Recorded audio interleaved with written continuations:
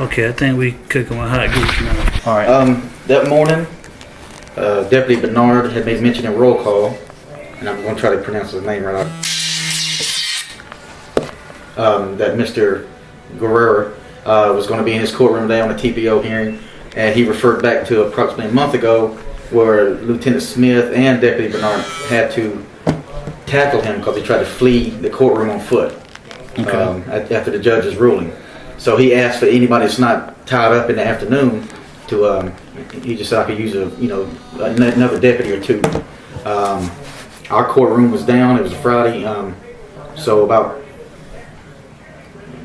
2 o'clock, 1:45, 2 o'clock, I made my way to the courtroom. When I got there, Deputy Bernard was already in there. Deputy Kearns was in there as well. They were both standing up. Mr. GUERRIER hadn't been pulled. He was back still in the holding area at that point. What time was that when you got there? I'm saying, I thought first appearance, I was going to first appearance, but on Fridays I didn't know. I just came up to the unit. I didn't know on Fridays they had first appearance at 10. So I made my way up to that floor at 1:30 for first appearance. Okay. So that's why I say after I found out first appearance was already done, it was probably took 10 minutes to find that out and confirm that. Then I went down. So that's why I say about 1:40, 1:45, something like that. Okay. There was only the petitioner in the courtroom. There was another female and a younger female in the back right corner. Okay. Made my way up to Deputy Bernard, spoke with him briefly, and he said, and that's when the judge was ready. Judge Brown was ready to see Mr. GUERRIER, so he told him to come out. So I made my way back behind a table that Mr. GUERRIER was going to be sitting at. Deputy Bernard, instructed him to come out. He was already in wrist restraints and leg restraints. So he sat down, spoke with the judge. Throughout that period of time they're talking, he kept interrupting the judge and getting frustrated. He kept interrupting the judge. The judge was telling him to be quiet. I don't want to tell you this again. And his mannerisms, he'd slide back in the seat, clench his fist, just getting more and more agitated each time.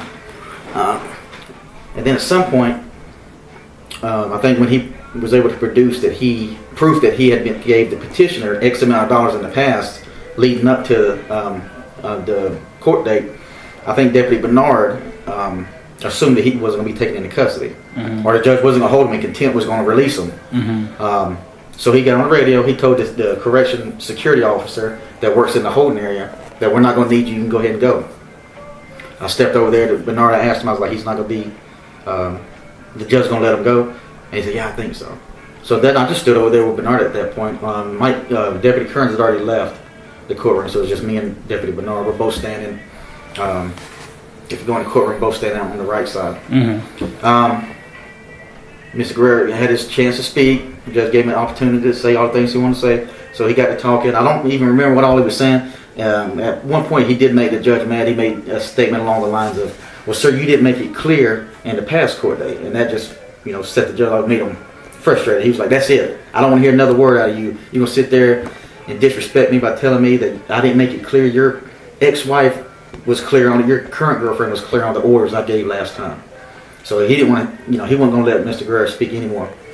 Probably about 5 minutes of that, of the judge explaining the current order, and he told him, he said, at this point, you're going to be held in the Clayton County Jail until you can pay the sum of $700 and some odd dollars. And he said, go with the deputies.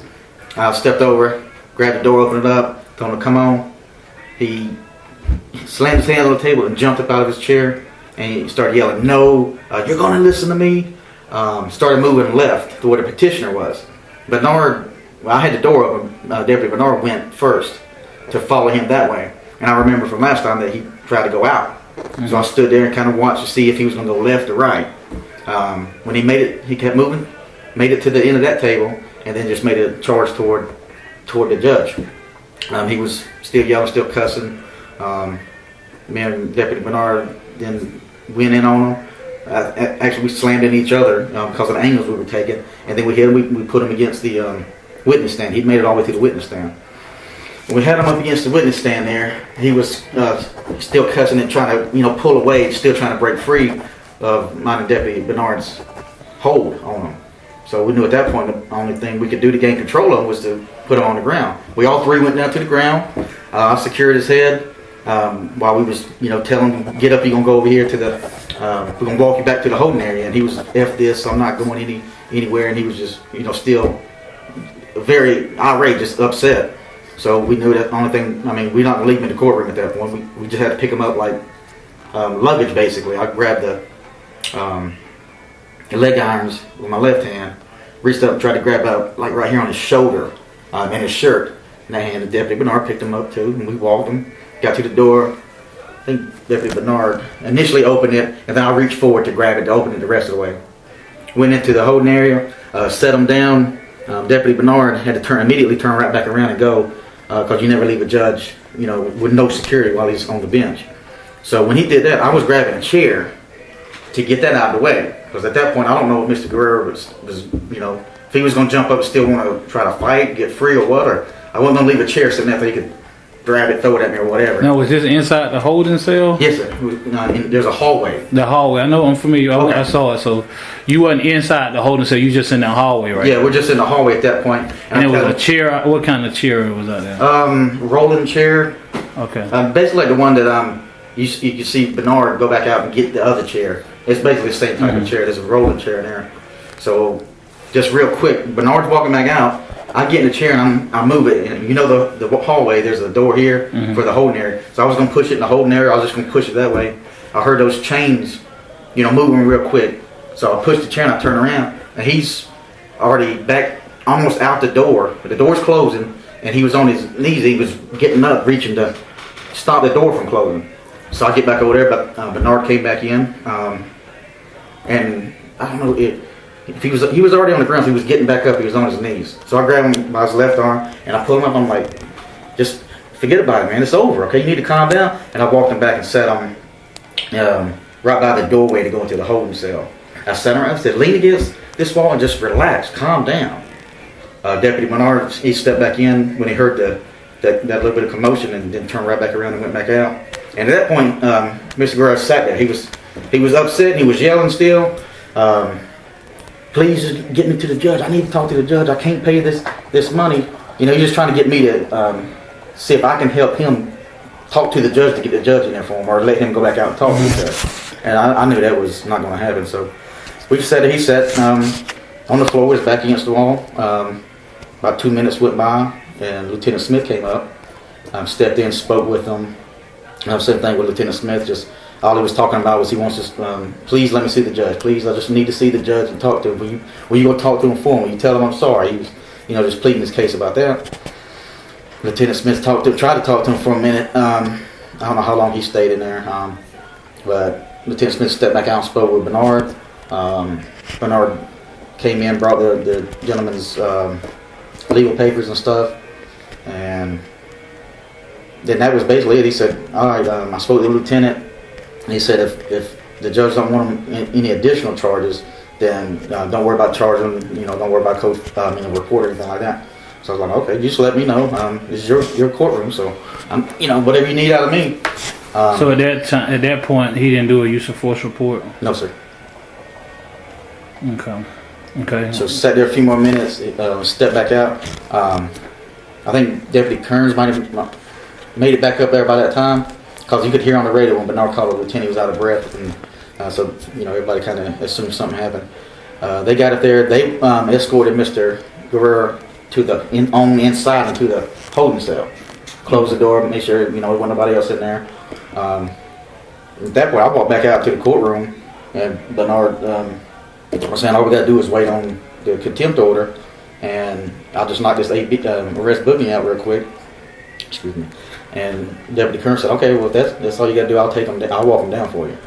I left the courtroom at that point, and it must have been about 2 hours that went by. That Deputy Kearns called me over the radio and asked me to meet him back up in the courtroom and bring his water with him. And the 2 hours it went by, so I went back up there, and that's the same. I asked him the same thing when I came out. I was like, what was they waiting on? Was it taking 2 hours for just a contempt order? But Deputy Fael was in the room with Kearns when I got up there. When I came in, I said, how's he doing? Has anybody been in there to check on him? Because I didn't want him, you know, hanging himself or anything like that with his belt.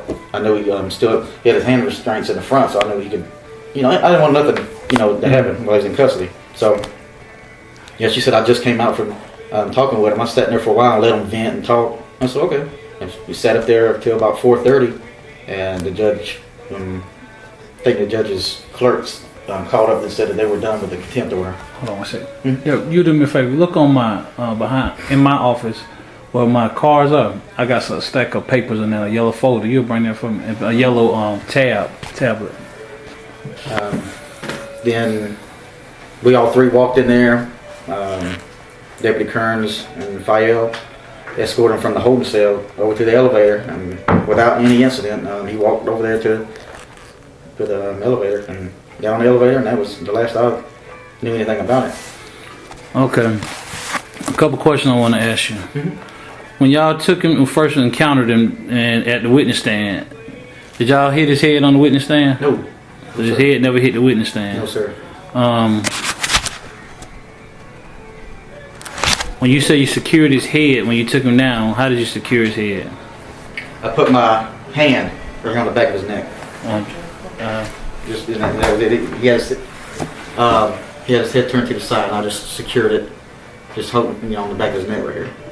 Okay. And why did Bernard come back on the video? You can see him coming back in to get another chair. What was he coming in to get another chair for? I don't know if he was. I think he was going back in because he heard the same thing I heard with the chains and stuff, and then heard, you know. No, I mean he came back into the courtroom to get a chair. Oh, I don't know. Okay. I don't know. There was already a chair in there. I know that. I just grabbed it and slung it to the back. Did he complain about his head hurting you all? No, sir. After the incident? No, he didn't say. The only complaint he had was he wanted to talk to the judge.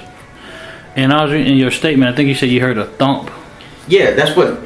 First, I mean, you know that sound of chains shaking. It just ain't somebody standing up or just ain't somebody walking. It's, you know, a lot of moving. And then I heard that it could have been knees like hitting the ground, elbows. So you think maybe he fell when he was? I think he was going real fast to get that door from closed. He tripped over the chain, and he couldn't go because of the leg chains.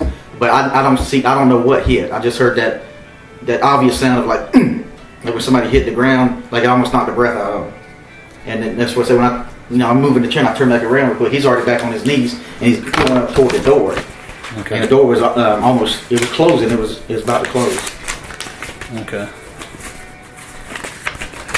All right. Now the only thing and the problem that we're gonna have in this investigation, I need you to be truthful with me on, is when y'all took him back to the back room where the holding cell was. Did y'all use any kind of force to restrain him again?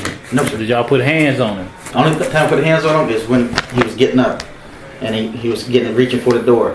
I reached down around his left hand and helped him on up. Okay. And pulled him on up. And plus, I mean, I wanted to have hands on in case he, you know, went on out the door. So I you know, just put my hand on his left arm, and I was like, go ahead and stand. I was like, well, man, you just need to relax and quit. Well, you see, that's going to be the only problem that we encounter in this investigation because, you know, the courtroom is videoed. I see the takedown. I did see you push your head down on the tape, and we're going to look at the tape again. But I need to be 100% sure that nothing took place in that room behind there. Oh yeah, absolutely. Okay. And I just came over to the unit at that point in time, and I assumed those were recorded as well. That was one of my questions to them. Was I said, well, you know, they could pull the tape from the courtroom, they could pull the tape from the holding area. Yeah. And that's what I didn't know. I didn't even know at that time that they had cameras or anything in there. That's what I told them. I said, I learned that a long time ago. I act like I don't got a camera on me, whether I'm on duty or off duty. I'm not gonna do anything that I don't. Well, we're not. You know, I'm not saying that y'all did anything. Oh, you know what I'm saying? That's not my job. Not here to just to find out what happened. Yes, sir. Okay. We're gonna look at the tape, and then. But I do have a question about. I might have to ask y'all to take a polygraph. Okay. Only based on the fact that I don't know what happened back there. Only y'all two know, and of course the guy that's in the coma. Mm-hmm. Okay. Okay. So that's probably going to be the next step in this investigation. Okay. I don't believe in surprising people in that, so I'm telling you ahead of time. That's fine. I assume that as well too. Okay, I'm gonna see if I can get this thing right here going. I know we just talked about this, so just I'm gonna try to pull it up, and we just go through it again.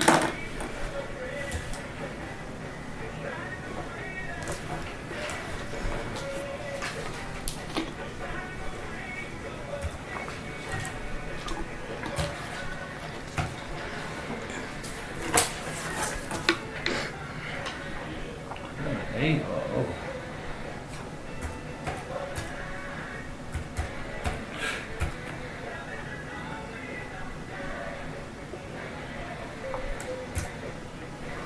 This is not my computer, so I'm trying to figure out if I'm doing it right.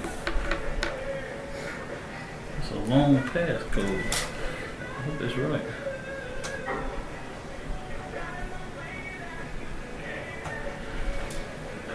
L-A...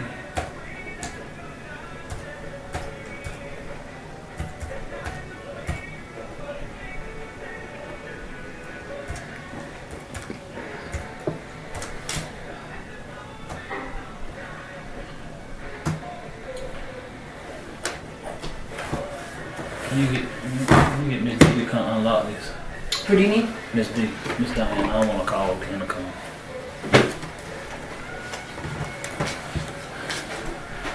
So how what else been going on? I mean, when did they put y'all on leave? Today. Today. Yeah, it was. Well, you know, Not this good gonna be, feeling. you know, of course now I see that the news hasn't got a hold to this. I wasn't aware of that. My boss told me that it was on the news last night and today. So I think it initially hit Friday because I was sitting in the courtroom haven't seen it. and my fiance texted me and was like, "I think that incident's on the news," and I knew it would be. It's just a matter of time. I mean, never ever looks good to, you know, the circumstances of the situation. yeah, but that's why we investigate. Yeah. You know, not just because something on the news. What's going on? I can't get this to work. Did you do it in lower cases? I think it's in lowercase. Yeah, I didn't have the catalog on.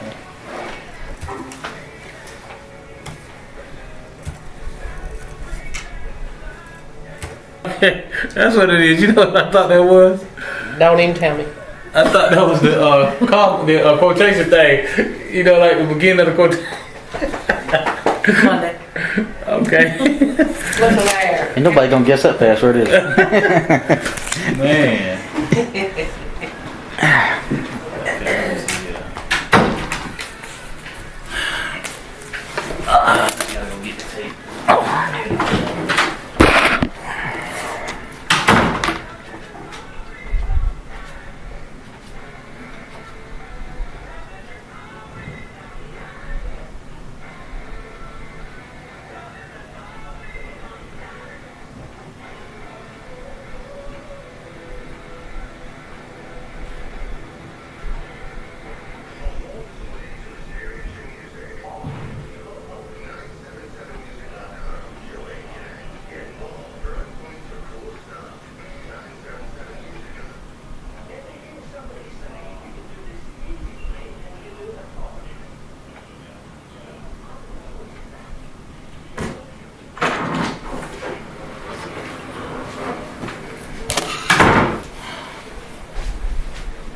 Let's see what quality of that cord.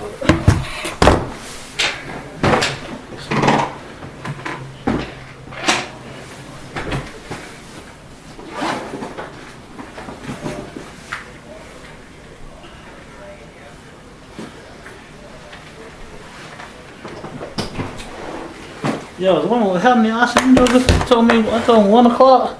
I was sitting up there at 12:40 something. She said, I don't know, because they said it Eckert. So I told her that, and she was like, we don't have nobody by that name. And called him the captain back. He said, I think that's what he said. And it just so happened Bernard was coming in because it was about 1:30 before they finally figured out I was at the wrong place. Yeah, I was like, So just follow me.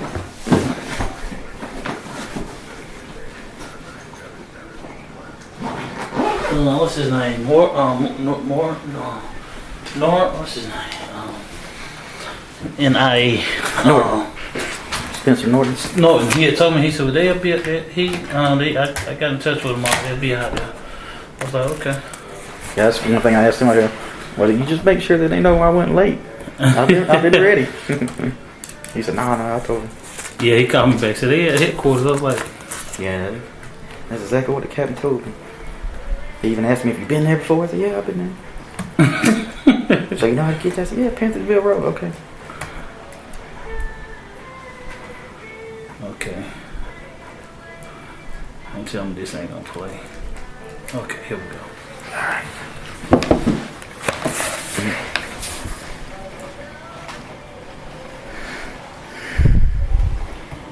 Skip this because it's about.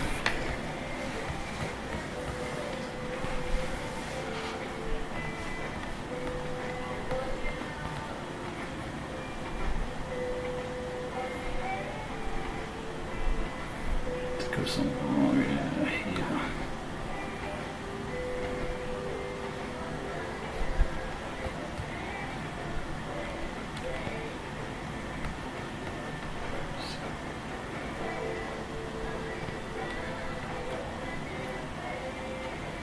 See, he's sitting pretty docile right now. Then all of a sudden he don't. Yeah, it really did happen. I mean, I know people say it all the time, but it happened so fast. But then it was almost like this ain't really happening, is it? So he sits up right here like he's getting agitated. Mm-hmm. That's when he got in the argument with the judge, and That's you standing right here. yes, sir. See, at that point, we already assumed he wasn't, that the judge was going to release him, or I would have kept my position over here behind him.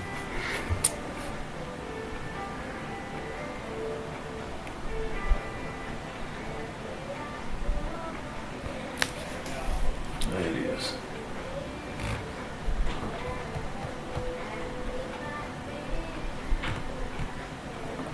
See right here, both y'all go down to the ground.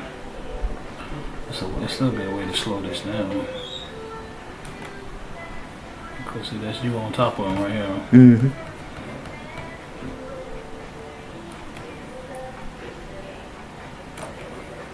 See, that's right here. So when you push his head down right here, Mhm. I know you putting on to get control of him. Yeah. Yeah, it wasn't no, I'm trying to hurt you any.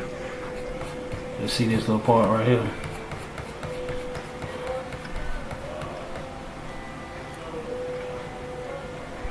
Oh, damn.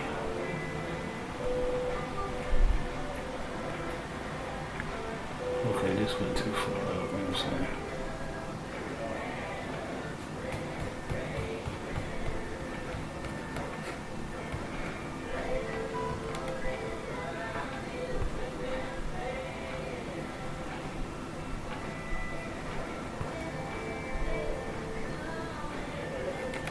Okay.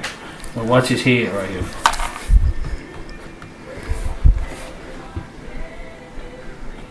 Yeah.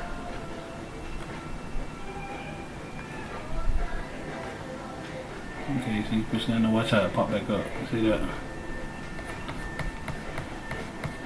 I don't know if he could.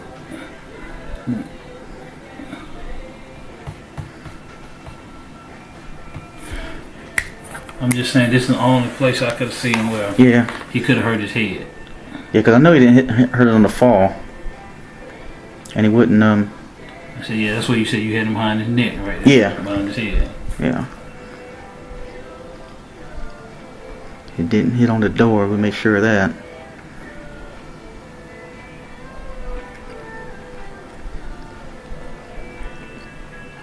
Okay, so I had his feet going in. So Bernard See, put him, he comes out, and this way you say, well, he's trying to come out, right? yeah, Bernard, I just assumed he heard all that commotion going on. And he come in there and sit him down. Yeah, he comes And back he's up. fine after we set him down, so Bernard's like, okay, well, ain't no need for me to So stand he back here. grabs a chair.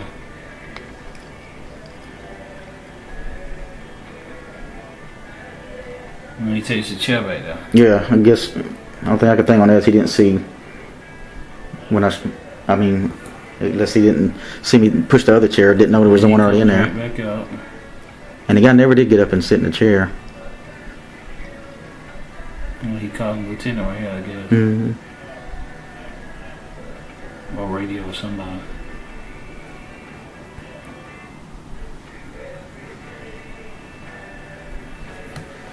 And that's basically it. Mm-hmm. Yeah, he never just sit in a chair or anything. He, by that point, after, like I said, after I got him by the arm, we walked back to where that doorway is. it was like, okay, it was setting in, and I ain't gonna say he was fine or calm, but it was obvious. I mean, it was like, okay, I'm not going anywhere. So he sat down, and then, you know, Bernard stepped back in just for a quick second to make sure I was gonna be all right. And I was like, yeah, he's fine. Yeah, go ahead. All right, so just a clarification and lock you in your story that was the only force that was used is the force that we see in the courtroom right here. Mm-hmm. Yes, sir. Nothing behind here. No. Okay. Yeah, there was no need for it. Once I picked him up and had him around the arm, and just like, man, just relax, let it go. It's over. And that was it. He was still mad and like cussing and all that, but he didn't. No more pulling away or anything. Okay. Then the question is, you got of me. And the question you don't want to answer us. No, I'm just, you know, whatever you guys need from me, just let me I'm gonna know. try to get this done as soon as possible. I probably will call you back later this week, and probably have you come in and take a polygraph. That's a lot of gas, man. That's gonna be it. Now that will be at the place that you was at earlier. That's at Panthersville. At Panthersville. That'll save on gas a little bit. Okay. Matter of fact, I'll try to schedule that before you leave. Okay. Okay. Yeah, sooner the better. I'm ready to get back to work. All right. You can you take him back out and bring the other guy in. Thanks, man. This concludes the interview at